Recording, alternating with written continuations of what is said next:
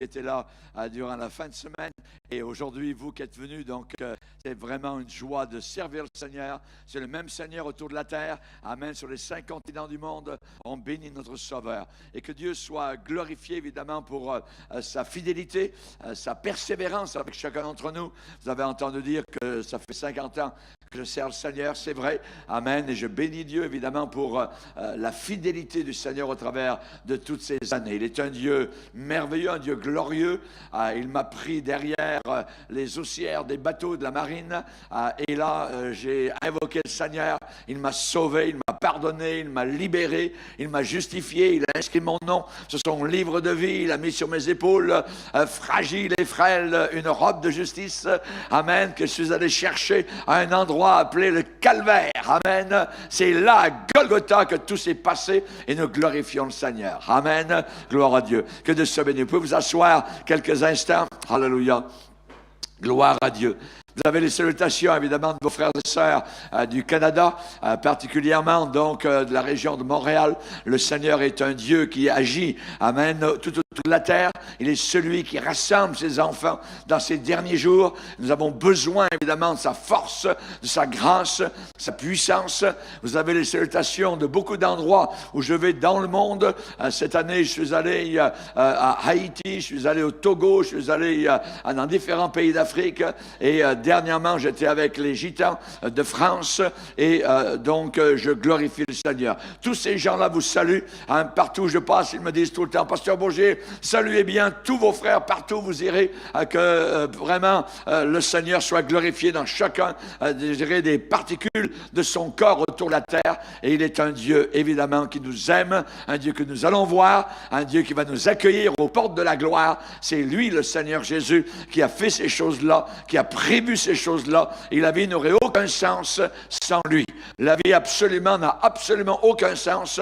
Ce serait mieux de se suicider tous ensemble tout de suite que de continuer à souffrir s'il n'y a pas, évidemment, donc d'éternité, s'il n'y a pas de paradis, s'il n'y a pas de vie éternelle avec le Seigneur. Mais nous ne sommes pas des animaux évolués, nous sommes des créatures que Dieu donc a créées pour sa gloire et il a mis dans nos cœurs la pensée de l'éternité. Amen.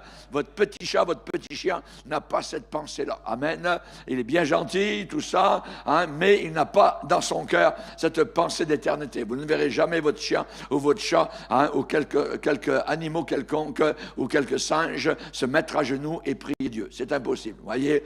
Mais nous, chrétiens particulièrement, eh bien, nous plions les genoux devant ce Dieu de gloire, ce Dieu qui nous aime. Alléluia. Gloire à Dieu.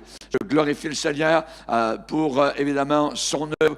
Je sais que le Seigneur m'a accordé beaucoup de sa grâce pour le servir. Je ne voudrais pas avoir été officier de la marine ou quoi que ce soit, ou dans l'intendance d'un grand hôtel touristique, ce que j'ai fait pendant quelques années, mais être pasteur, être prédicateur de l'Évangile, c'est la plus belle chose qui puisse m'être arrivée ici-bas sur cette terre. Je bénis le Seigneur, je glorifie le Seigneur. Je remercie le Seigneur pour des hommes comme votre propre pasteur. Nous avons connu au Canada avec mon épouse que nous avons reçu aussi. On a eu un bon temps ensemble. Amen. Et que vraiment le Seigneur continue à garder les hommes fidèles à l'Évangile, les hommes qui tiennent les manchons de la charrue dans ces derniers jours et qui ne se découragent pas envers et contre tout, qui savent absorber, je dirais, les coups du diable, les crachats du monde, tout ce que le diable peut nous lancer au visage. Nous allons résister parce que nous sommes plus forts. Celui qui est en nous est plus grand que celui qui est dans le monde. Amen. La lumière est plus forte que les ténèbres. Alléluia. Si vous allumez la lumière dans un local qui est obscur, eh bien, les ténèbres s'enfuient tout de suite, automatiquement. Et nous sommes lumière. Amen. Et quand on passe, les ténèbres doivent s'éloigner parce que nous sommes lumière dans le Seigneur. Alléluia. Gloire à Dieu. Hier, on a vu un bon message sur la lune. Amen. On n'était pas dans la lune, voyez, mais on a parlé de la lune dans Cantique des Cantiques, hein, où il a dit qui est celle, amen, qui est comme belle comme la lune. Amen. Nous avons vu que l'Église de Dieu, évidemment, doit être belle comme la lune dans la nuit, refléter la lumière du soleil pour la porter sur la planète Terre. Amen. Et nous, évidemment, c'est là notre but, c'est la vocation de l'Église du Seigneur. Alléluia. Gloire à Dieu. J'aurais tellement à parler avec vous, je ne sais pas. Amen. Vous ne me connaissez pas beaucoup, certains me connaissent. Amen. Par Internet. Quels sont ceux qui nous écoutent sur Internet? Ouais, quelques-uns, OK? Gloire au Seigneur. Amen. Il y a des gens donc de France, il y a des gens de Belgique, amen, qui nous écoutent, amen, régulièrement. On a un frère au Canada, donc, qui s'occupe évidemment de tous les ordinateurs, ainsi de suite, et il place sa petite chose au fond de l'église, et là, ce couple de Belgique, donc, nous écoute régulièrement, donc, lorsque le frère est là, dans l'assemblée. Alors, c'est une joie de les voir ce matin. On avait des gens de Suisse hier. Il y a des gens, normalement, je pense, d'Allemagne qui sont supposés venir aussi. Donc, sur Internet, actuellement, nous avons 3 millions de téléchargements. Donc, beaucoup de personnes nous écoutent sur tous les pays de la planète Terre, ceux qui peuvent parler français. Et je bénis le Seigneur donc pour cela. Pourquoi? Parce qu'actuellement, nous vivons une époque d'apostasie dans l'Église de Dieu, et cette apostasie fait beaucoup de ravages, endort beaucoup de gens, et c'est ce que nous allons voir, évidemment, donc, ce matin. Donc, que le Seigneur nous bénisse. Est-ce que vous êtes prêts pour la parole de Dieu? Amen. On va se lever devant le Seigneur, si vous voulez bien. On va lire la parole de Dieu ensemble, amen, dans le livre du Lévitique. Lévitique, chapitre 6. Le Lévitique semble un livre rébarbatif au départ, mais cependant, il y a beaucoup de grandes vérités qui sont consignées là. Lévitique, chapitre 6, et nous allons lire à partir du verset 1er. L'Éternel parla à Moïse et dit, « Donne cet ordre à Aaron et à ses fils, et dis, voici la loi de l'Holocauste.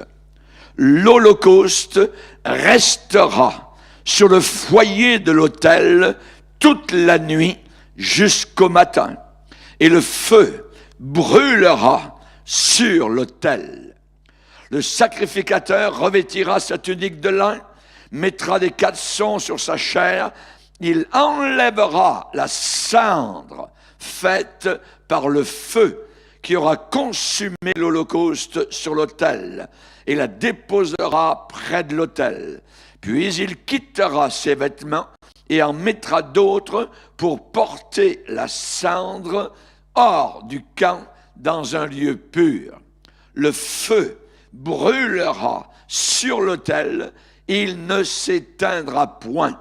Chaque matin, le sacrificateur y allumera du bois, arrangera l'Holocauste et brûlera la graisse des sacrifices d'action de grâce. Le feu brûlera continuellement sur l'autel, il ne s'éteindra point. Amen. Amen. Seigneur, nous sommes devant toi. Nous te glorifions pour ta parole puissante. Nous te bénissons pour les principes vitaux de la vie chrétienne, Seigneur. Aide-nous, s'il te plaît, Seigneur, à faire en sorte que nous placions notre vie, Seigneur, en calque sur la tienne. Nous désirons, Seigneur Jésus, que ce feu brûle continuellement, Seigneur, pendant le temps qui nous reste à vivre sur cette terre, que nous puissions non pas être tièdes, mais bouillants, brûlants, enflammés, Seigneur, pour ta gloire. Tu es enflammé pour nous, Seigneur. Ton amour a fait en sorte que tu as crispé tes mains sur la croix que tu as portée, et ensuite tes mains ont été clouées sur cette même croix. Nous te bénissons, Seigneur, pour cet amour invincible, cet amour incompréhensible, cet amour incommensurable que tu nous as accordé, Seigneur. Comment restaurions-nous, Seigneur, un cœur tiède, un cœur froid devant un tel amour, Seigneur, qui s'est manifesté et qui a été démontré au monde entier. Tu as tant aimé le monde, Seigneur. Tu as tant aimé nos frères et sœurs du Luxembourg, Seigneur, de la Belgique, de l'Allemagne, de la France, Seigneur. Tu nous as tellement aimés, Seigneur. Nous voulons aussi t'aimer beaucoup. Aide-nous, Seigneur, à croître dans cet amour et que nous puissions suivre la loi du Lévitique, le feu brûlera continuellement sur l'autel de nos cœurs. Au nom de Jésus, amen. Et tout le peuple dit amen. Amen. Alléluia. On peut s'asseoir, frères et sœurs, chers amis. Alléluia. Gloire à Dieu. Nous venons de lire un passage dans le Lévitique très intéressant. Et nous voyons qu'il y a un leitmotiv qui revient régulièrement, où il est dit « le feu brûlera ». Oui, il brûlera, mais il y a aussi ajouté « continuellement ». Le feu brûlera continuellement sur l'autel. Qu'est-ce que l'autel? Eh bien, pour nous, particulièrement, ce sont nos cœurs. Le feu doit brûler continuellement sur nos cœurs. Souvent, on s'imagine que dans l'Église primitive, ou dans les églises primitives, tout fonctionnait, tout allait sur des roulettes, que tout était sans aucun heurt, que les difficultés étaient totalement inconnues, que c'était l'Église parfaite, l'Église primitive, voyez, que ces églises étaient toujours vivantes, et particulièrement celle des Actes des Apôtres était parfaite en tout point et devait être imitée en toutes choses. Eh bien, cependant, la réalité est différente. La réalité, c'était qu'il y avait, par exemple, des désordres à Corinthe. Corinthe, une église où la parole de Dieu avait été prêchée, où l'évangile avait été planté, où le drapeau du Seigneur flottait, évidemment, dans différents coins de cette ville corrompue. Et cependant, à l'intérieur de l'église chrétienne, il y avait beaucoup de points à régler. Et nous voyons Paul qui a écrit une lettre. 1 Corinthiens 12, 1 Corinthiens 13, 1 Corinthiens 14, sur beaucoup de problèmes qu'il a voulu donc résoudre. Et évidemment, c'est là, dans ces chapitres, que nous voyons le rôle primordial de tout réveil spirituel authentique. Il faut qu'il y ait l'exercice des dons spirituels, mais aussi avec ce qu'on appelle, je dirais, le sandwich, 1 Corinthiens 12, avec 1 Corinthiens 14, le pain, et au milieu, la viande, le sandwich, le saucisson, l'amour. Si les dons, évidemment, s'opèrent sans amour, c'est une cymbale qui retentit, c'est absolument inutile. Il faut qu'il y ait les dons du Saint-Esprit avec l'amour. Il ne faut pas uniquement qu'il y ait l'amour, il faut qu'il y ait les dons aussi du Saint-Esprit. Ils sont très, très importants.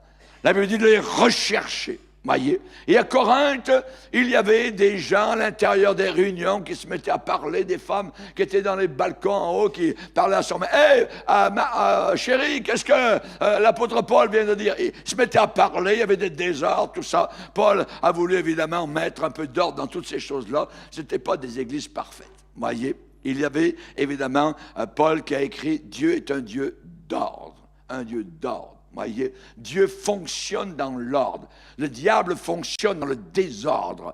Auparavant, quand nous étions des païens, notre vie était totalement désordonnée. Voyez, avec de l'ordre, eh bien, Dieu peut fonctionner. On s'imagine que l'église de Jérusalem, eh bien, la première église chrétienne, la plus importante du Nouveau Testament, eh bien, là où se trouvaient plusieurs apôtres, plusieurs disciples, c'est Jacques qui était le pasteur de l'église de Jérusalem. Il a écrit l'épître de Jacques, particulièrement. On pense que cette église, évidemment, était, je dirais, parfaite et que c'était la perfection même. Mais en très, très peu de temps, eh bien, nous voyons que cette église est retournée au formalisme juif. Elle est retournée à la loi. Elle est retournée au sabbat. Elle est retournée aux fêtes juives. Le croiriez-vous? C'est quasiment un choc d'apprendre des choses comme cela. C'était vrai au début que cette église était remplie du Saint-Esprit, quasiment parfaite, mais ensuite, tranquillement, Et nous allons voir cela particulièrement. Particulièrement, on va lire dans Actes des Apôtres, chapitre 20. Actes des Apôtres, chapitre 20. Nous voyons que l'apôtre Paul désire être pour la Pentecôte à Jérusalem. Vous vous rappelez qu'au début du livre des Actes des Apôtres, il y a la Pentecôte. Actes chapitre 2, le Saint-Esprit descend, voyez, c'est la fête de la Pentecôte à Jérusalem. Cette journée-là, le Saint-Esprit est descendu. 30 ans plus tard, environ, dans Actes des Apôtres, au chapitre 20, il est dit, verset 16, « Paul avait résolu de passer devant Éphèse sans s'y arrêter, afin de ne pas perdre de temps en Asie, car il se hâtait pour se trouver, si cela lui était possible, à Jérusalem le jour de la Pentecôte. » Donc Paul, à la fin des Actes des Apôtres, porte une offrande qu'il a ramassée au travers de différentes églises et qu'il veut amener à Jérusalem pour aider les pauvres, donc, de l'église de Jérusalem. Et là, il veut y être pour la Pentecôte. Donc, nous avons, dans les Actes des Apôtres, 2 Pentecôtes.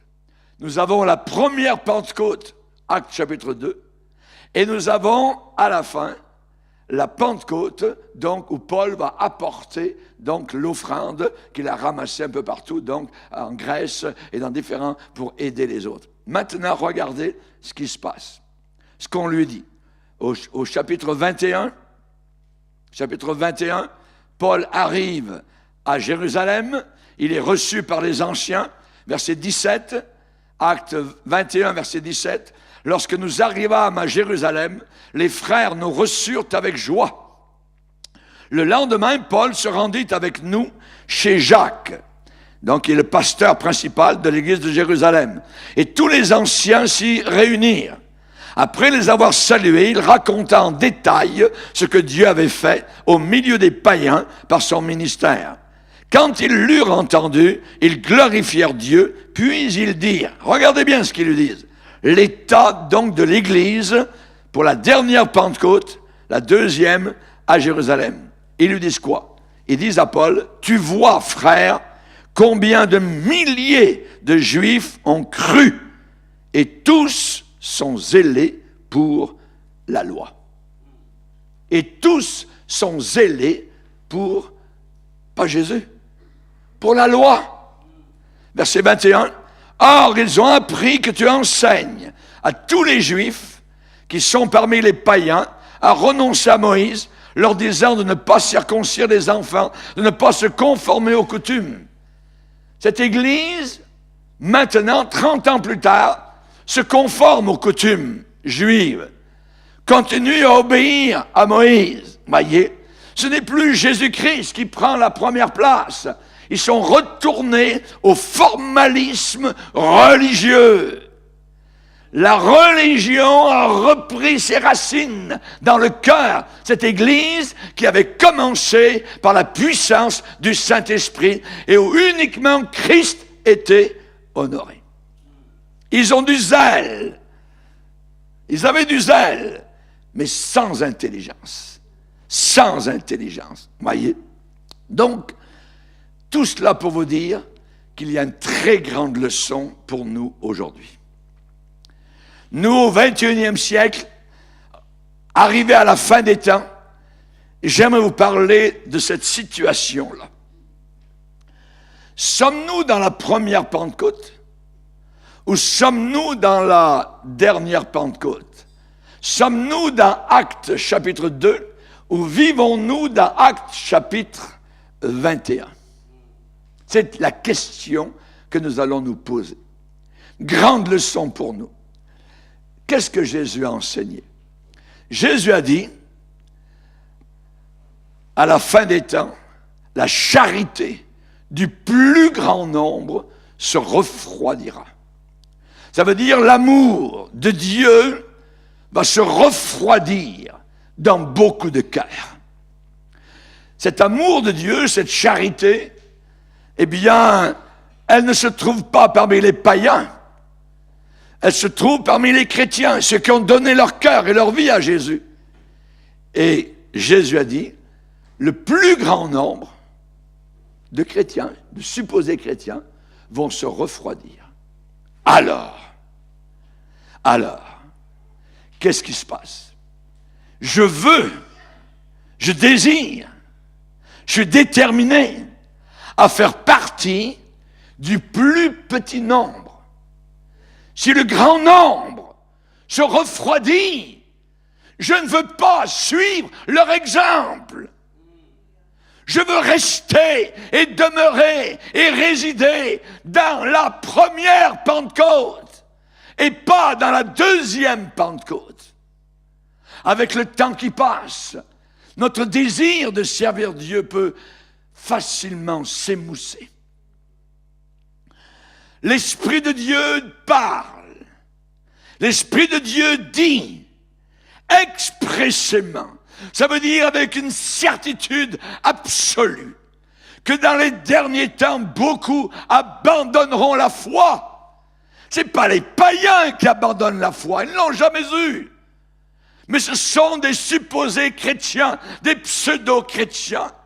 L'Esprit de Dieu affirme expressément qu'à la fin des temps, beaucoup abandonneront la foi chrétienne pour s'attacher à des esprits séducteurs, par l'hypocrisie de faux enseignants, de faux pasteurs, particulièrement prescrivant de ne pas se marier, ou mettant, je dirais, des pasteurs ordonnés en avant et qui sont homosexuels, et ainsi de suite. Nous avons cela autour de nous maintenant. L'Esprit de Dieu nous l'avait dit.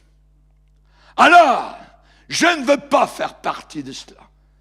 Je veux faire partie de la première Pentecôte. La loi du Lévitique, le feu brûlera continuellement sur l'autel de nos cœurs.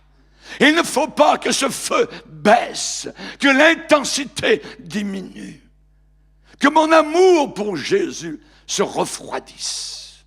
Il ne faut pas. Paul a écrit à Timothée en disant, je t'en conjure, devant Dieu et devant Jésus-Christ, qui va juger les vivants et les morts, et au nom de son apparition et sa gloire, prêche la parole, insiste en toute occasion, favorable ou non, car il viendra un temps où les hommes ne supporteront plus la saine doctrine, mais il y aura des démangeaisons d'entendre des choses agréables. Ils se donneront une foule d'enseignants, de pasteurs, de docteurs, de prophètes, tout ce que vous voulez, leur disant ce qu'ils veulent entendre et non pas ce qu'ils doivent entendre. Prêche la parole. Prêche la parole. Alors, la première Pentecôte ou la deuxième Pentecôte. Vous savez, l'histoire de l'église de Jérusalem commence à la fête de la Pentecôte. C'est là que ça a commencé. C'était la naissance de l'Église de Dieu. Et on ignore souvent que cette Église est mentionnée pour la dernière fois dans les Actes des Apôtres à propos d'une autre fête de Pentecôte. Paul s'est rendu à Jérusalem, il a porté cette offrande des églises d'origine non juive, goïm, païenne, pour cette fête-là. Et Paul se hâtait pour se trouver, si possible, là-bas à Jérusalem pour la fête de la Pentecôte. Les frères qui sont là lui disent, oh, il y a beaucoup de chrétiens, ils sont tous zélés pour la loi. Mais, zélés pour la loi? C'est plus cela, la loi, c'était l'ombre des choses à venir. Mon ombre, l'ombre de ma main, ce n'est pas ma main, la réalité c'est ma main. Et l'Ancien Testament, la loi, les sacrifices, Moïse, c'était l'ombre. La réalité, c'est Jésus-Christ. Vous avez tout pleinement en Jésus-Christ. Nous n'avons plus besoin de suivre des fêtes de juiverie, des fêtes de Moïse, des sabbats, de ne pas manger de porc, ainsi de suite. Non! Nous sommes libérés de tout cela. Libérés totalement de tout cela par Jésus-Christ, notre Sauveur. C'est Jésus le dimanche, le lundi, le mardi, le mercredi. C'est Jésus le printemps, l'automne. C'est Jésus en tout temps. C'est lui qui doit être partout, je dirais, sur tous les fronts de votre vie. Alléluia. Alléluia. Gloire à Dieu. Paul, tu enseignes à renoncer à Moïse? Eh bien oui, Paul annonçait. Il annonçait cela. On n'avait plus besoin de suivre Moïse. Paul, tu enseignes à renoncer à Moïse? Tu enseignes de ne pas circoncire nos enfants? Non, plus besoin. C'est rien la circoncision. Ce qui est important, c'est d'être une nouvelle créature en Jésus-Christ. D'avoir été sauvé, d'avoir été pardonné, d'avoir été libéré par Jésus-Christ. Alléluia. Quand Christ est mort sur la croix, il a crié. Quand Christ est mort sur la croix, son menton s'est baissé. Et quand il a achevé son travail, il a dit, tout est accompli. Tetelestai, tout est payé. Tout avait été fait. Et le voile du temple s'est déchiré de haut en bas. L'entrée était libre pour entrer dans la présence du Père. Merci Seigneur. N'ai plus besoin de ces choses. Fais pas ceci, fais pas cela, mange pas cela, ainsi de suite. La fête là, la fête des trompettes, la fête de ceci. Laisse tomber ça. Nous sommes un peuple de fête. Nous fêtons toutes les fois que nous rencontrons. C'est une fête continuelle. Et nous allons vers des noces là-haut dans la gloire éternelle. Alléluia. Alléluia. Merci Seigneur. Entre ces deux fêtes des Actes des Apôtres, 30 ans environ se sont écoulés. Et en 30 ans, il s'en passe des choses dans l'Église du Seigneur. Il s'en passe. Comparer ces deux Pentecôtes, c'est un choc. C'est un choc, littéralement. La première Pentecôte, à l'Église de Jérusalem, les cœurs sont remplis de la puissance du Saint-Esprit. Auparavant, ils avaient peur, ils se cachaient derrière des portes. Et maintenant, ils foncent dans la foule. Ils annoncent Jésus-Christ. Ils n'ont pas peur. Leur sang coule. C'est pas grave. On les met en prison. Les anges les sortent de prison. Allez annoncer les paroles, cette vie éternelle. Alléluia. C'est la première Pentecôte. Ils sont remplis. Ils bouleversent les nations. Ils s'en vont planter le drapeau de l'Évangile à Corinthe, à Athènes, à Philippe, à Thessalonique, partout ils sont remplis du Saint-Esprit de Dieu. C'est la première Pentecôte qui accomplit ce travail formidable. Alléluia. À la dernière Pentecôte, dans les Actes des Apôtres, les cœurs sont remplis de préjugés juifs. Imaginez, imaginez. Ceux qui s'étaient autrefois donnés tout entier à la proclamation de l'Évangile, maintenant, ils se préoccupent de la loi. Imaginez. Se préoccupent de la loi, des coutumes juives. Hein? Paul va écrire, il va leur dire, comment retournez-vous à ces faibles et pauvres rudiments auxquels de nouveau vous voulez vous asservir? C'est comme à peu près des chrétiens qui sortent des églises mortes et qui retournent dans des églises mortes après avoir connu la vie flamboyante du Saint-Esprit. C'est comme ceux qui sont sortis du catholicisme et qui viennent à la connaissance du Fils de Dieu dans sa beauté et sa puissance, et ensuite retournent à la messe et au chapelet adorer Marie, des idolâtres. Est-ce possible? Eh bien, c'est déjà arrivé. À nous de tirer le leçon. À nous de tirer le leçon. Paul dit, comment retournez-vous à ces faibles et pauvres rudiments auxquels de nouveau vous voulez vous asservir, vous soumettre? Chers amis, la première Pentecôte, c'est là où le Saint-Esprit est descendu. Descendu sur un petit groupe de 120 personnes. Dieu n'a pas besoin au départ de millions de personnes. 120. 120 suffisent, voyez. Et il est dit que ces hommes ont bouleversé le monde à leur époque. 120. 120 qui étaient des flammes, des lance-flammes, alléluia, dans ce monde, alléluia, gloire au Seigneur. Évidemment, leur message était simple, la bonne nouvelle de Jésus-Christ. Ce n'est pas observer Moïse, la loi d'Adam, retourner au temple. Non, non, vous êtes le temple du Dieu vivant. Alléluia. C'est différent. C'est différent. Leur message, c'était la bonne nouvelle, l'évangélion, l'évangile, bonne nouvelle de Jésus, qui avait remué toute la nation. Ça, c'est la première Pentecôte. Et leur zèle, évidemment, donc, n'était pas pour la circoncision, n'était pas pour Moïse, et ainsi de suite. Mais à la deuxième Pentecôte, il commence à parler de Moïse, à parler de la circoncision de nouveau, et personne n'est remué. Personne n'est remué, personne n'est bouleversé, personne, évidemment, donc, n'est vraiment impressionné par toutes ces choses-là. L'apôtre Paul parle de cela. On va le lire dans Colossiens chapitre 2. Colossiens chapitre 2, il nous est parlé de ces choses.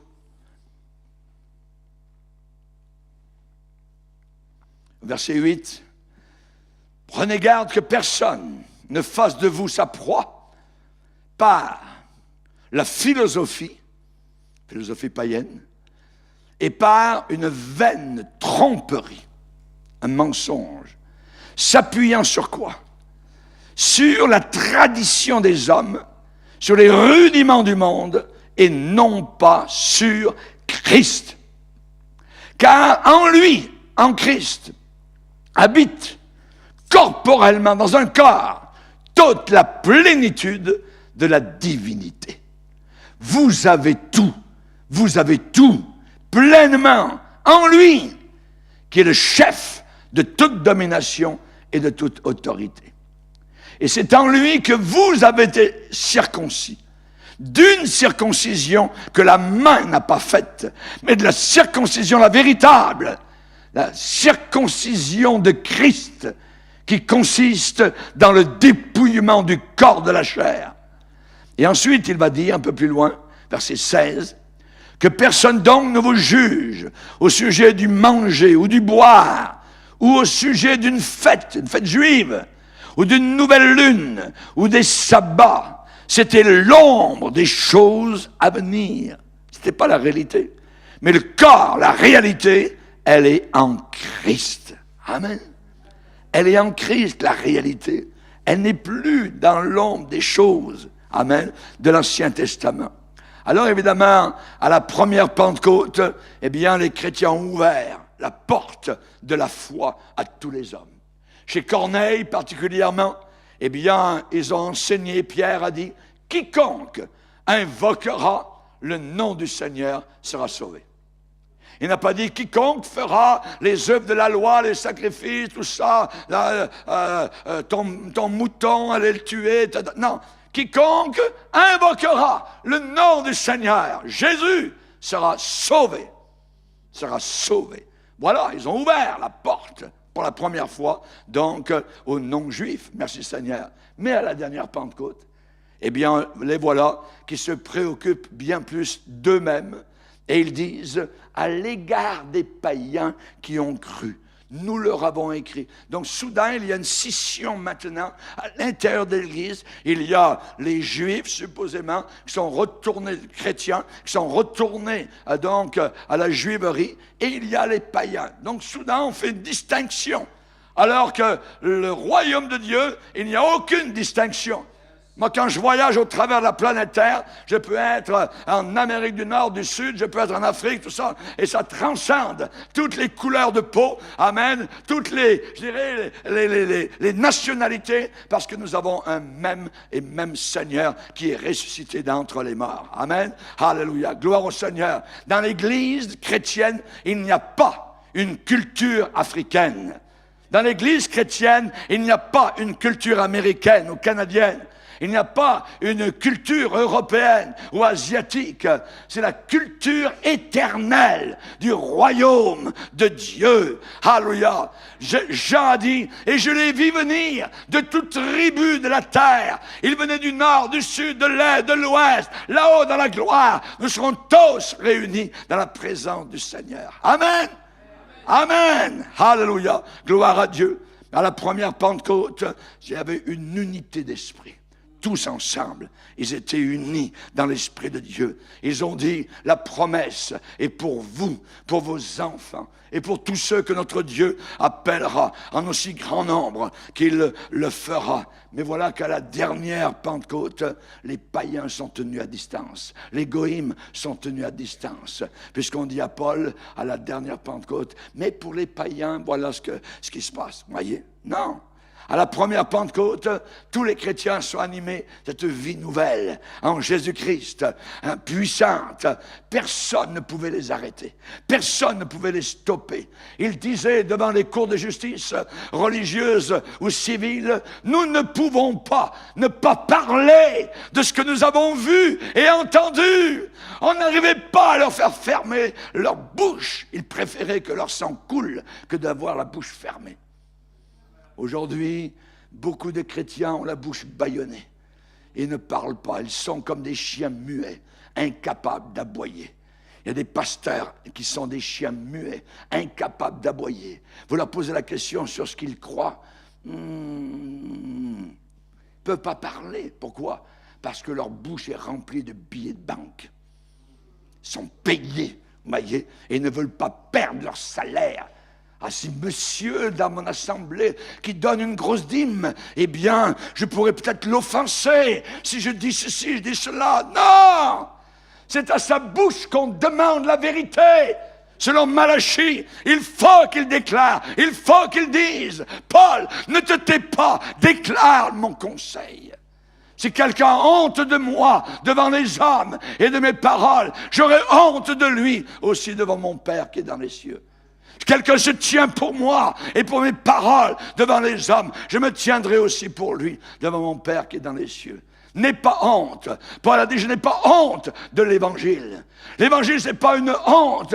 C'est pas quelque chose qui est relégué à un dimanche matin ou à quelques réunions à l'intérieur d'un certain bâtiment. L'évangile, ça brûle. Ça brûle quand je sors le dimanche dehors, quand je suis là le lundi, le mardi. C'est toujours là. Mon visage brille. Quand on tourne vers l'Éternel, les regards, le visage est rayonnant de joie. Il ne se couvre pas de honte. Alléluia! Alléluia! Chers amis, à la dernière Pentecôte, ils sont totalement pétrifiés par le système religieux juif, le symbole de l'ancienne alliance. Ils ne sont pas zélés pour l'évangile, ils sont zélés pour la loi. Ah! Zélés pour la loi, zélés pour le système, zélés pour les coutumes, vous voyez? Qu'est-ce que la parole de Dieu dit vis-à-vis de la loi? Prenez avec moi dans Hébreux. Épître aux Hébreux, au chapitre 7. Hébreux, chapitre 7. Et au verset 18, il est dit, il y a ainsi abolition,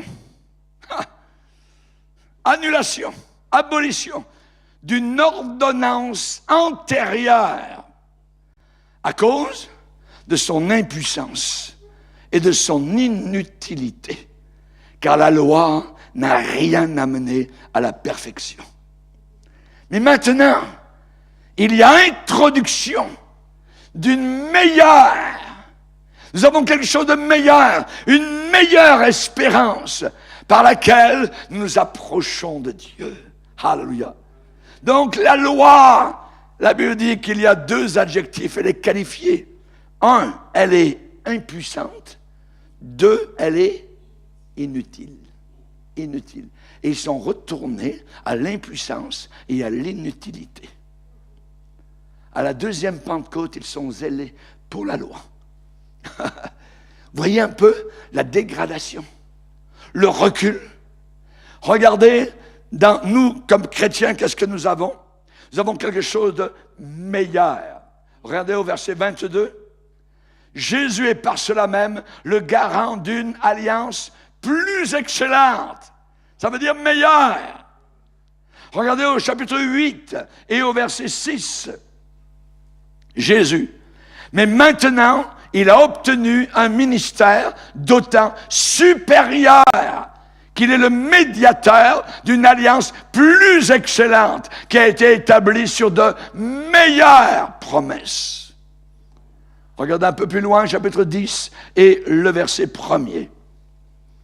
En effet, chapitre 10, Hébreux 10, verset 1er, en effet, la loi qui possède l'ombre des biens à venir et non l'exacte représentation des choses. Et écoutez bien, ne peut jamais ne peut jamais, par les mêmes sacrifices qu'on offre perpétuellement chaque année, amener les assistants à la perfection, au salut. Le salut est parfait. Jamais! Et voilà qu'à la deuxième Pentecôte, il retourne à la loi.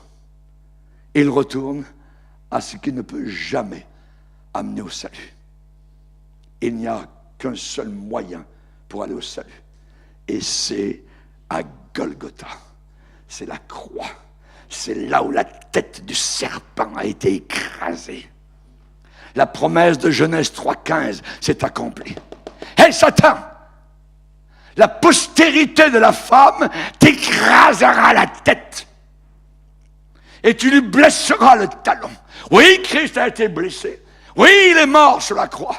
Mais dans le tombeau, il a été enseveli, mais il est ressuscité. Mais Satan a la tête écrasée. Regardez bien Satan en face cette semaine. Vous allez bien le regarder. Vous verrez un serpent avec une tête toute croche. Écrasé. Écrasé! Savez-vous son point faible au diable? Résistez-lui. C'est le seul moyen. Résistez-lui et il fuira loin de vous.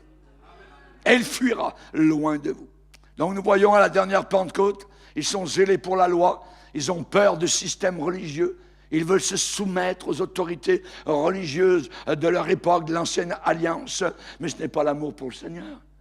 Ce n'est plus le zèle pour l'Évangile. Et même il y a à Jérusalem une sorte d'émeute, imaginez, en faveur du vieil ordre des choses.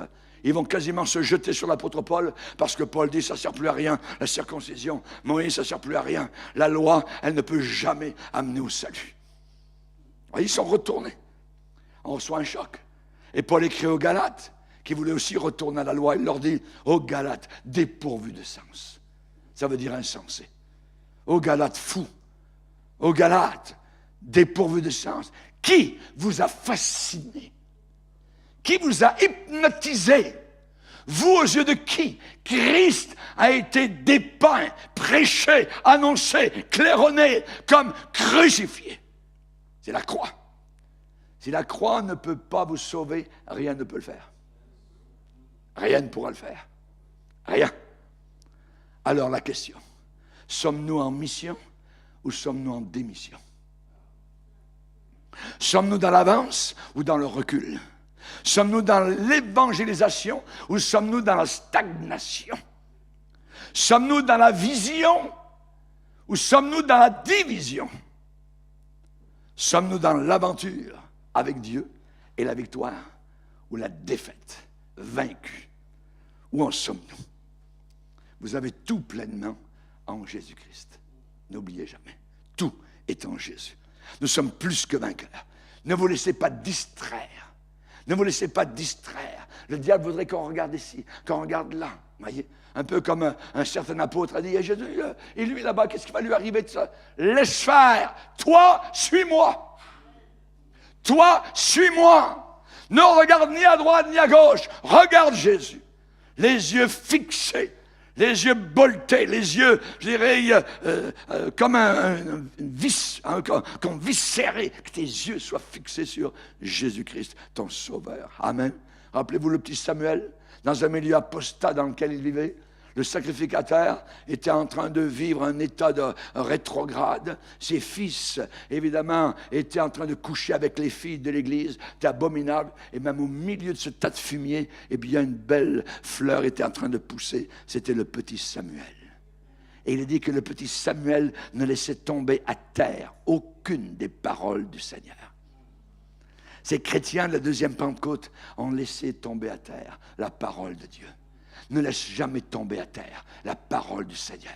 Demeure dans les choses que tu as apprises. Paul a écrit à Timothée en disant, sache, ô Timothée, que dans les derniers jours, il y aura des temps difficiles. Parce que les hommes seront égoïstes, amis de l'argent, fanfarons, hautains, blasphémateurs, rebelles à leurs parents. Ils seront ingrats, irreligieux, insensibles, déloyaux, calomniateurs, intempérants, cruels, ennemis des gens de bien.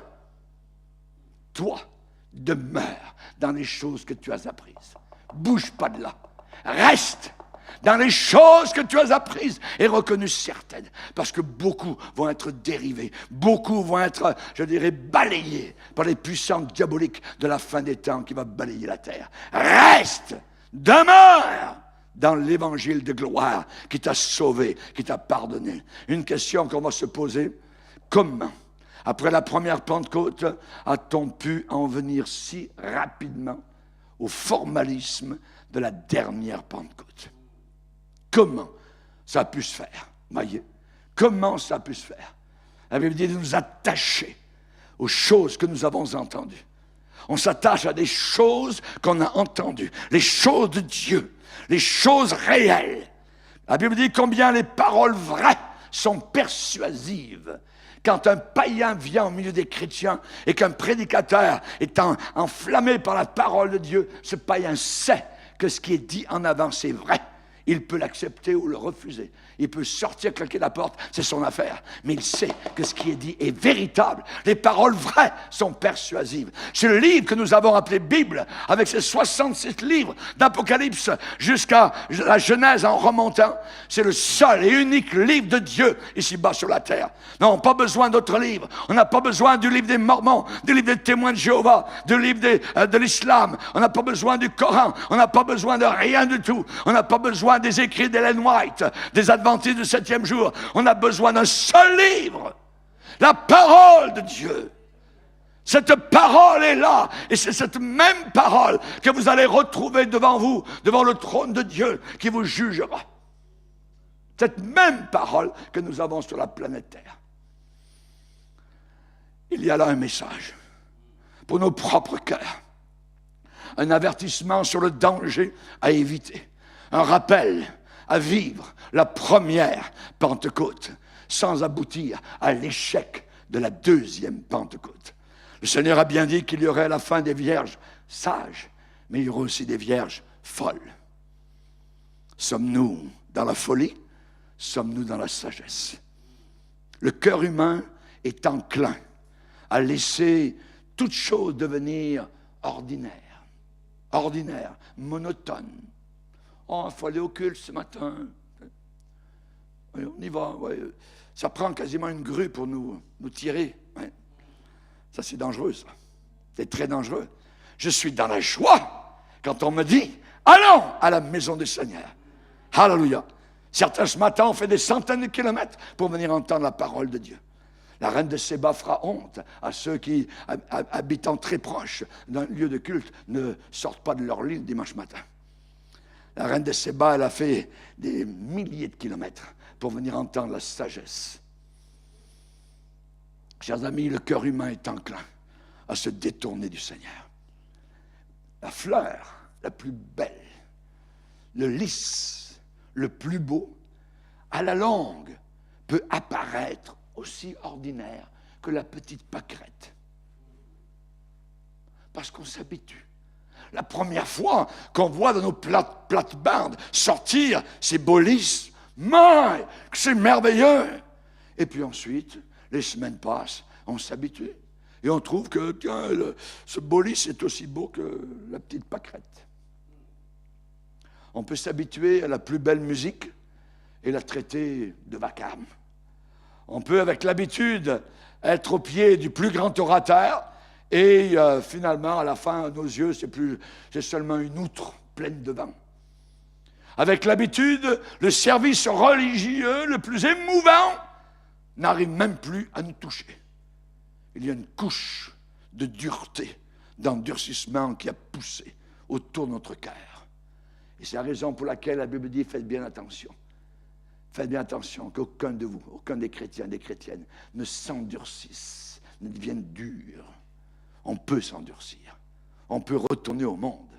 On peut se retrouver à la porte de l'enfer. Paul dit, je tiens mon corps, my body, mon corps assujetti, de peur qu'après avoir prêché aux autres, je ne sois moi-même disqualifié. Chers amis, l'homme a souvent des oreilles pour devenir sourd, hélas. L'homme a souvent des yeux qui vont se fermer et un cœur qui peut s'endurcir. Nos sens s'émoussent et nous nous habituons même à ce qui était totalement nouveau dans notre cœur. Nous habituons à cette vie nouvelle, fraîche. Je ne veux pas m'habituer. Et je suis content ce matin de ce que le pasteur dit. Après 50 ans, le pasteur Bourget est aussi enflammé qu'au départ. Mais certainement parce que je crains Dieu et je ne veux pas que ce feu s'en aille. Je veux alimenter, amen, sur l'autel de mon cœur, le feu du Saint-Esprit. Je ne veux pas vivre dans la deuxième Pentecôte, mais la première Pentecôte. Alléluia. Je veux rajeunir comme l'aigle. Alléluia. Merci Seigneur. Gloire à Dieu. Si nous n'y prenons pas garde, on peut s'habituer aux expériences de la Pentecôte. On peut s'habituer. Oh, as usual, comme d'habitude. Non. Vous savez, dans la parole de Dieu, il y a une comparaison où il est dit que nous sommes un peu comme les aigles. Les aigles, les adolescents se fatiguent, se lassent, mais ceux qui se confient en l'Éternel prennent leur vol comme les aigles. Les aigles, amen, ils étendent leurs ailes et ils volent au travers des vents jusque sur les sommets des montagnes les plus élevées, les sommets des montagnes enneigées même. Ils ont un royaume qui est plus haut que la terre. Alors je peux être cet aigle, ouvrir les ailes de la foi et m'envoler chaque jour dans la présence du Seigneur. Ou bien je peux être une poule de basse-cour. Les choses de la terre, uniquement. Est-ce que je veux être aigle ou poule de basse-cour? À nous, évidemment, de choisir. Avec l'habitude, on peut s'habituer à Dieu. On peut perdre même le Seigneur à l'intérieur du temple. Marie et Joseph ont perdu Jésus à l'intérieur du temple. Qu'est-ce qu'ils ont dû faire? Revenir, retourner pour le retrouver. Et c'est ce que beaucoup de chrétiens doivent faire dans ces derniers jours. Parfois, nous avons perdu Jésus à l'intérieur du temple. Il faut retourner pour aller le trouver. Amen. Alléluia. Il est là, mais il faut le chercher. Si vous me cherchez de tout votre cœur, vous me trouverez, a dit le Seigneur. Alléluia. Il est facile de commencer dans l'esprit et de finir dans la chair. On peut bien commencer, on peut très mal finir. Très mal finir. Galates, dépourvus de sens, après avoir commencé par l'Esprit, par le Saint-Esprit, voulez-vous maintenant finir par la chair? Être conduit par la chair? Il y avait un temps où quand on avait des problèmes dans l'église, on se mettait à genoux et on pleurait, on arrêtait de manger, la cuisine était fermée et on cherchait la face de Dieu. Et Dieu solutionnait nos problèmes, problèmes de mariage, problèmes de santé, on cherchait le Seigneur, problèmes de travail, on cherchait notre Dieu. Aujourd'hui, nous avons inventé autre chose. Il y a un petit bureau à côté, ça s'appelle le bureau du psychologue dans l'église. Et c'est lui qui va résoudre tes problèmes, tout ça, par A plus B. Alors on prend Freud, un peu Jésus et Paul, on mélange tout ça, on fait une soupe, blablabla, et on fait avaler ça aux gens. Et ils meurent. Il n'y a pas de réponse. Il n'y a pas de solution. Pourquoi? Parce que vous avez tout en Jésus-Christ. Tout en Jésus-Christ. Attention à la philosophie, que personne ne vous séduise. La philosophie, il y a le mot Sophia à l'intérieur qui veut dire sagesse. C'est la sagesse du monde, la philosophie. Aimer la sagesse du monde. Chers amis, moi j'aime la sagesse de Dieu. Et la sagesse de Dieu me met à l'écart. Me met à l'écart. Mais ce n'est pas grave. Pourquoi? Parce que le sentier est étroit. Est très étroit. Et il y en a bien moins, je pense, qui vont aller au ciel que ce que nous pensons. N'avons-nous pas fait ceci? N'avons-nous pas dit cela? Des miracles, des prophétisés. Vous n'avez jamais connu. Vous avez une double face. Vous avez une double face. Vous êtes hypocrite. Hypocritos, en grec, ça veut dire le comédien. Sur les scènes, pour des comédies grecques ou gréco-romaines, c'était les hypocritos qui jouaient en avant. Et ils avaient souvent des masques. Oh Seigneur, serais-je un hypocritos? Serais-je un joueur d'église? Je ne veux pas, Seigneur, que ça soit ainsi. Je veux la première Pentecôte, Seigneur. Quand le feu vient, il brûle les scories, la poussière, tout ce qui déplaît au Seigneur. Seigneur, envoie ton feu. C'est le feu qui fera le travail. Alléluia. Chers amis, quand l'apôtre Paul est arrivé à Malte par un naufrage, il n'est pas arrivé par l'aéroport, il est arrivé par la mer, mais il est arrivé sur des morceaux de bois. Il pleuvait et il faisait frisquer. Et là, avec d'autres qui ont été des naufragés rescapés, ils ont fait un grand feu sur le bord de la plage pour se réchauffer. Parce que c'était à peu près au mois de novembre. Il faisait froid déjà. Et en ramassant des brindilles, l'apôtre Paul a pris une brassée avec lui et il y avait une vipère à l'intérieur. Toc! Piqué l'homme de Dieu. Qu'est-ce qu'a fait Paul? Il a jeté la vipère dans le feu. Y aurait-il des vipères au milieu du brasier de l'Église? Qu'est-ce qu'il faut faire pour qu'elles soient anéanties? Les jeter dans le feu. Mais s'il n'y a pas de feu dans l'Église, les vipères vont couver des nids de vipères. Et il va y avoir d'autres vipères, et des vipères, et ainsi de suite. Et ça va devenir un nid de vipères. Quel lieu merveilleux pour se cacher que l'Église de Dieu. Raison pour laquelle beaucoup de faux prophètes se cachent à l'intérieur. Ils vous promettent mer et monde, ils vous promettent d'être millionnaires, milliardaires, ainsi de suite, si vous suivez Jésus. Quelle folie! C'est une folie totale. Paul, est-ce qu'il est devenu ainsi? Il était souvent en prison. Il a dit, j'ai appris à vivre dans l'abondance, j'ai appris à vivre aussi dans la disette. Si tu es dans la disette, ça ne veut pas dire que Dieu t'a abandonné, que Dieu n'est pas avec toi. Il est toujours avec toi. Dieu ne nous abandonne pas, même dans l'épreuve. Je serai avec toi tous les jours. Avant de remonter au ciel, il l'a dit, je suis avec vous tous les jours jusqu'à la fin du monde. Que ça aille bien, que ça aille mal. Quand Blandine, dans les siècles premiers, à Lyon, en France, a été amenée à la reine devant les multitudes de gens, on a fait sortir un taureau pour la tuer, pour s'amuser d'elle. Et le taureau avec ses cornes a envoyé Blandine dans les airs. Et elle, en redescendant, disait simplement devant la foule, « Je suis chrétienne, je suis chrétienne !» On lui demandait, « Renie Jésus-Christ, je suis chrétienne !» Et ils n'arrivaient pas à la tuer. Le taureau la prenait sur elle, sur les cornes, elle revolait dans les airs, dans la poussière. Elle n'était pas morte. Et finalement, un soldat romain a pris son épée et l'a percée. Jusqu'à la mort, sois fidèle. Et je te donnerai la couronne de vie. Alléluia. Que Dieu soit béni. À Madagascar, j'ai prêché dans cette région de la terre. À l'époque, il y avait une année, une reine qui était terrible contre les chrétiens. Et là, ce qu'elle faisait, c'était d'envelopper les chrétiens dans une natte attachée à une corde. Ensuite, on descendait la corde du haut d'une falaise qui était très élevée, qui tombait sur des rochers. Et on demandait aux chrétiens ou à la chrétienne, renie Jésus. Sinon, on coupe la corde. Et beaucoup de chrétiens sont morts comme cela. Ils n'ont pas renié Jésus-Christ. Et descendaient vers le paradis. Merci Seigneur.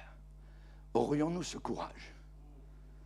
Si vous n'avez que la deuxième Pentecôte, zélée pour la loi, une petite religion du dimanche matin, ça ne suffira pas. Vous avez besoin du feu. Le feu doit brûler continuellement. Nous ne savons pas ce qui s'en vient sur cette terre dans les jours à venir, dans les années à venir. Et il nous faut évidemment avoir besoin de la première Pentecôte. Le feu tomba. Il vint du ciel un bruit.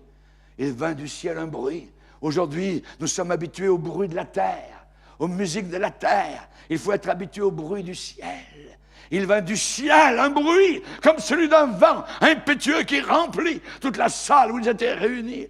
Et ils ont commencé à louer, à bénir le Seigneur dans des langues nouvelles qu'ils n'avaient jamais apprises. L'Esprit de Dieu était venu. L'Esprit de Dieu était descendu. La promesse du Père s'accomplissait. Ce que Jésus avait dit était en train de se réaliser maintenant, sous leurs yeux. Ils louaient le Seigneur. Ils ont ouvert les portes. Ils sont sortis vers le monde entier pour aller porter la parole de Dieu à Jérusalem, dans la Judée, dans la Samarie et jusqu'aux extrémités de la terre, jusqu'au Luxembourg. Alléluia. Gloire au Seigneur. Alléluia. Que Dieu soit béni. Que Dieu soit glorifié. Comment éviter ce danger? Comment éviter ce danger?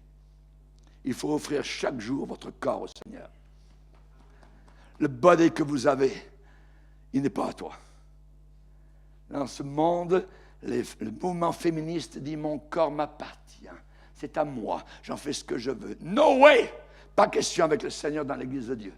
Ton corps ne t'appartient pas. Ton corps appartient au Seigneur. Il a été racheté par le Seigneur. C'est une habitation de Dieu en esprit. Savez-vous pas que votre corps est le temple du Saint-Esprit? Offre-le chaque jour au Seigneur. Donne-le à Dieu chaque jour. La Bible dit « Offrez vos corps. Donnez votre corps au Seigneur Jésus-Christ. » Amen. La deuxième chose, il faut obéir. L'obéissance vaut mieux que les sacrifices. L'obéissance vaut mieux que la loi. Obéir à Jésus. Faites tout ce qu'il vous dira. « Hey, Seigneur, c'est toi Jésus, tu m'es apparu. Là-bas, c'est la ville de Damas. Je pensais que je faisais bien, Seigneur. Mais vraiment, pardonne-moi. » Et là, Paul est tout bouleversé par sa rencontre avec Jésus. Et finalement, il dit à Jésus, s'il te plaît, qu'est-ce qu'il faut que je fasse maintenant? Tu vas entrer dans la ville et on va te dire ce que tu dois faire. Entre dans la ville, on va te dire ce que tu dois faire. Nous aimerions avoir, nous, un GPS de Dieu qui nous dit jusqu'à notre mort où est-ce que nous allons aller, qu'est-ce que nous allons faire. Non, Dieu dit c'est un jour à la fois. Un jour à la fois. Et je dois faire ma confiance chaque jour au Seigneur. Je dois marcher avec lui. Amen. Alléluia. Et en terminant, si vous ne voulez pas avoir la deuxième Pentecôte, eh bien, vous ne pouvez pas vous reposer sur des expériences que vous avez faites autrefois. Pourquoi? Parce que dans la Bible, dans le Lévitique, il est dit que le foyer, il faut enlever les cendres. Il faut enlever les cendres. Les cendres, ce sont vos expériences du passé. Merci Seigneur pour les belles expériences que vous avez faites dans le passé, mais ça ne vous soutiendra pas pour aujourd'hui. Il faut que vous ayez une expérience avec Jésus aujourd'hui. Amen. Enlevez les cendres. Enlevez. Amen. Ne t'appuie pas sur ton passé. Appuie-toi sur Jésus-Christ. C'est aujourd'hui que le bois doit brûler. C'est aujourd'hui que la croix doit être enflammée pour toi. C'est aujourd'hui que tu dois aimer Jésus. M'aimes-tu, Pierre, plus que ne m'aiment ceux-là? Chers amis, nous avons besoin de l'amour du Seigneur. Et cet amour nous est accordé uniquement par le Saint-Esprit de Dieu. L'amour de Dieu est déversé dans nos cœurs par le Saint-Esprit. J'aime Jésus, mais il me semble que je ne l'aime pas beaucoup. Je ne l'aime pas suffisamment.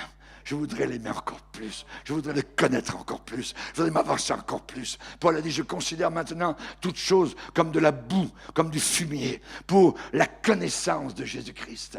Je voudrais le connaître, le chercher. Il vous reste encore quelque temps, tant que Jésus n'est pas venu nous chercher. Alors, apprends à connaître le Seigneur. Ne perds pas ton temps. Des heures, des soirées devant la TV.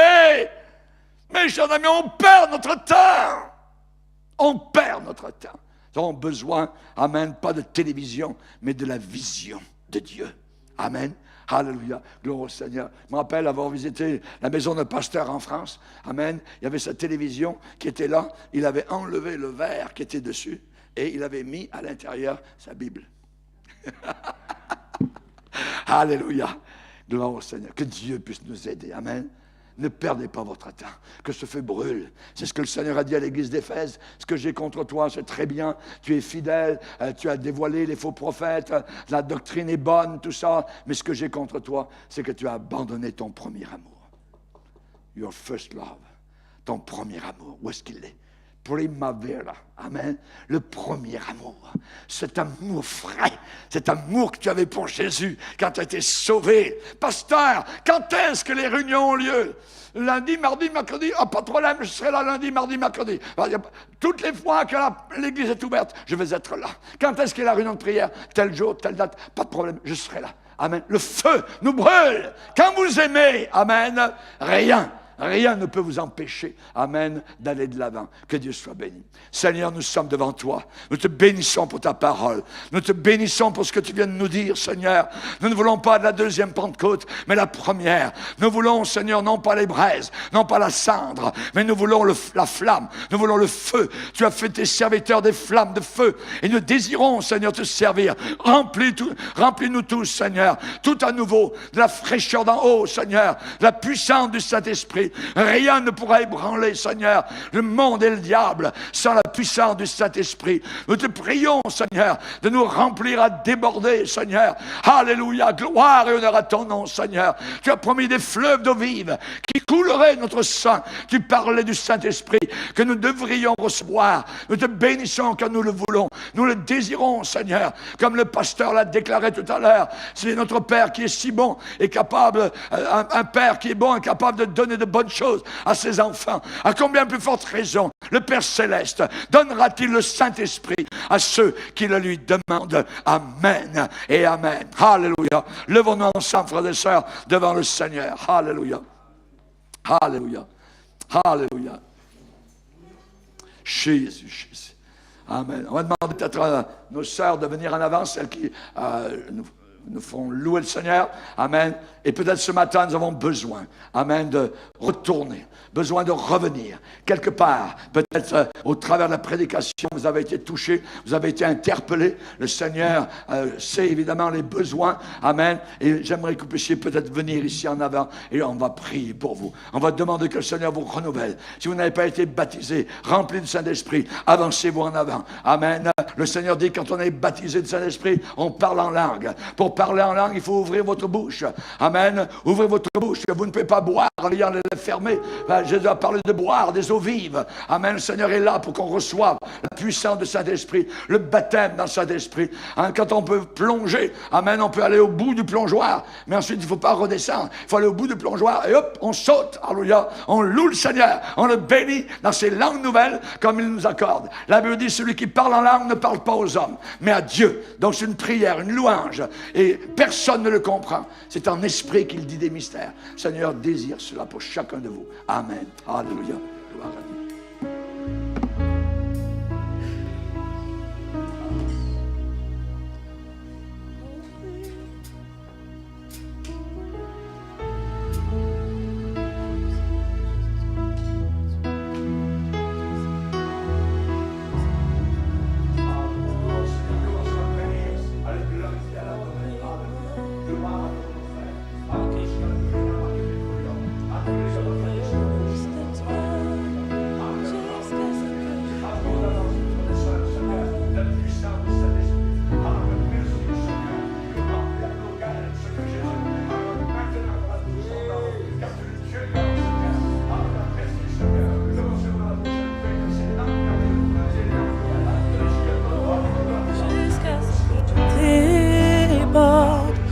Remplis-moi, je veux plus de toi, jusqu'à ce que je déborde, jusqu'à ce que je déborde. Remplis-moi, je veux plus de toi, jusqu'à ce que je déborde, jusqu'à ce que je déborde. Remplis-moi, remplis-moi, je veux plus de toi, jusqu'à ce que je déborde, jusqu'à ce que je déborde. Remplis-moi, je veux plus de toi, jusqu'à ce que je déborde, jusqu'à ce que je déborde. Remplis-moi, remplis-moi Seigneur, jusqu'à ce que je déborde, déborde, jusqu'à ce que je déborde. Fill me up till I overflow. I wanna run over, I wanna run over. Fill me up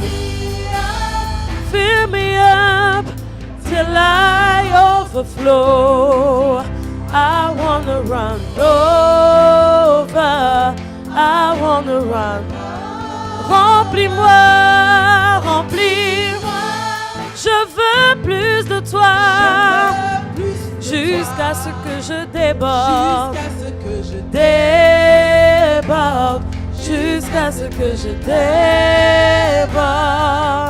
Remplis-moi, remplis-moi, Seigneur. Jusqu'à ce que je déborde. Jusqu'à ce que je déborde. Remplis-moi, Père. Remplis-moi, Père. Remplis-moi, Père. Remplis-moi. Remplis-moi, Père. Remplis-moi, Père. Remplis-moi, Père. Remplis-moi. Remplis-moi, Père. Remplis-moi, Père. Remplis-moi, Père. Remplis-moi.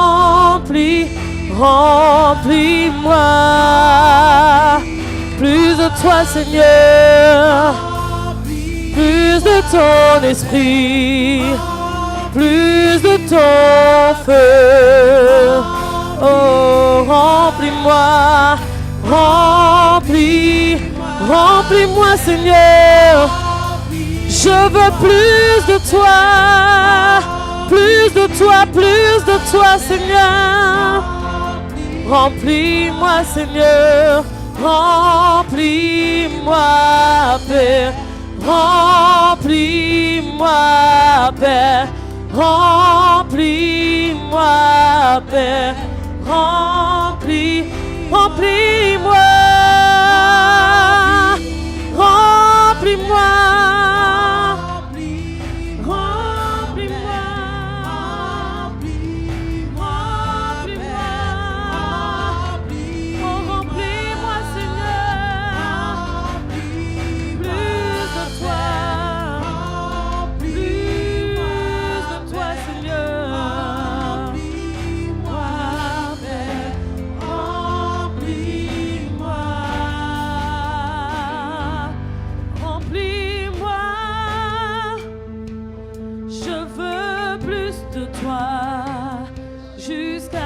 Je déborde, jusqu'à ce que je déborde. Remplis-moi, je veux plus de toi, jusqu'à ce que je déborde, jusqu'à ce que je déborde. Remplis-moi, je veux plus de toi. Jusqu'à ce que je déborde, jusqu'à ce que je déborde. Oh, remplis-moi, remplis-moi, remplis-moi, Seigneur. Jusqu'à ce que je déborde, jusqu'à ce que je déborde. Remplis-moi de ton feu, Seigneur. Remplis-moi de ton onction, Seigneur. Remplis-moi de ton esprit, Seigneur. Je veux déborder de ton esprit. Je veux déborder de ta présence. Remplis-moi, Seigneur. Remplis-moi, Seigneur. Jusqu'à ce que je déborde. Jusqu'à ce que je déborde.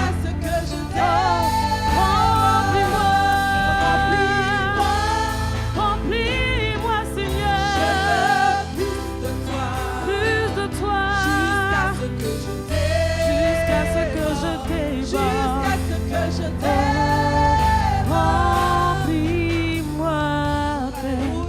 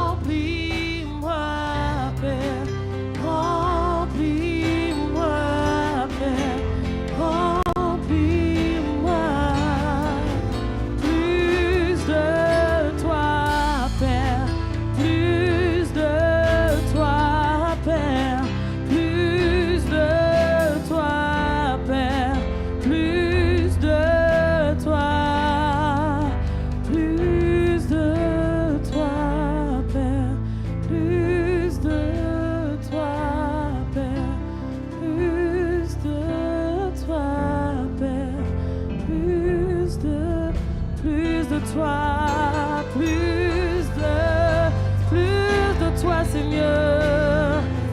Plus de ton esprit, Seigneur. Plus de ta présence. Plus de ta force, plus de toi.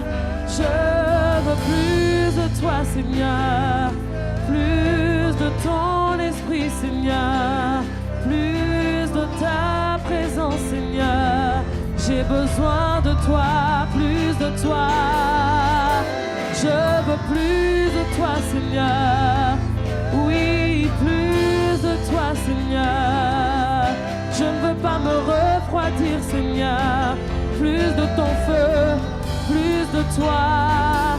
Que ton feu brûle en moi, Seigneur. Que ton feu brûle en moi, Seigneur. Que ton feu brûle en moi, Seigneur. Plus de toi, plus de toi. Plus de toi, Seigneur.